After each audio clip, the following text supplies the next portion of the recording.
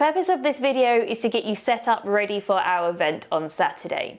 So you want to make sure that your yoga mat is on a nice level surface and that you can reach your arms out in every direction without really hitting any objects. Now in the time that we've got together, it's just 60 minutes. You want to make sure that you're not really disturbed, just so that you can really get in the flow.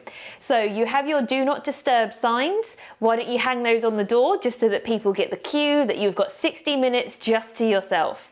You've also got your mantra in the pack, so just have that nearby. We're going to come back to this a few times throughout the practice, and sometimes it's nice just to have something that you can actually visualize whilst you're taking on board what I'm saying.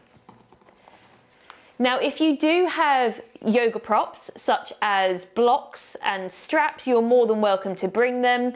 If you're working on a hard surface floor like I am, I would definitely recommend that you have either a blanket, a small cushion, or even a blanket just to pad those knees. There's no point putting unnecessary pressure through that part of your body.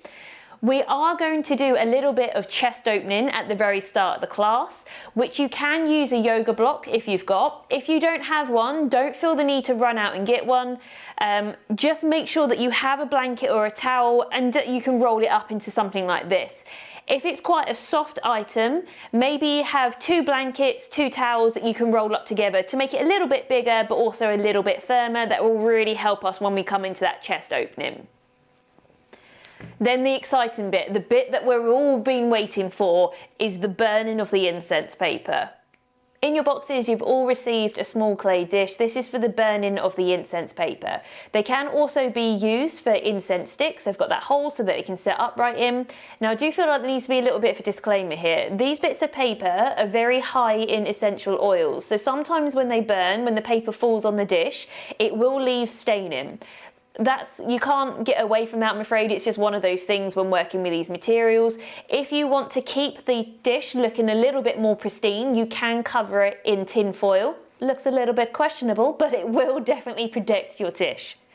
Now, with the bits of paper, what we're going to do on them is we're going to write something on there that we just want to let go of. So that might be something like a holiday that you haven't been able to do because of the COVID situation. Maybe that's a self-limiting belief, maybe that's a narrative that you just want to let go of. We're going to write that on the bit of paper. Now, if you already have a few that you want to let go of, then you can pre-write those now, or just see what comes up when now practice. If nothing comes up, it really doesn't matter. Just sometimes burning a bit of paper feels quite cathartic in itself. With the paper itself, what you want to do is you want to fold it up like a concertina, and then when you burn it, you want to have it so the thin edge is on the dish, like so. Now, you don't want to get too carried away with this. When you light it, you want to make sure that you just light one corner and that you don't just let the whole thing burn. Softly blow on it, and then that will just burn nice and slowly. If you let the whole thing flame and burn, it's just, yeah, it's really going to take. And there we have it. That's how you use your incense paper.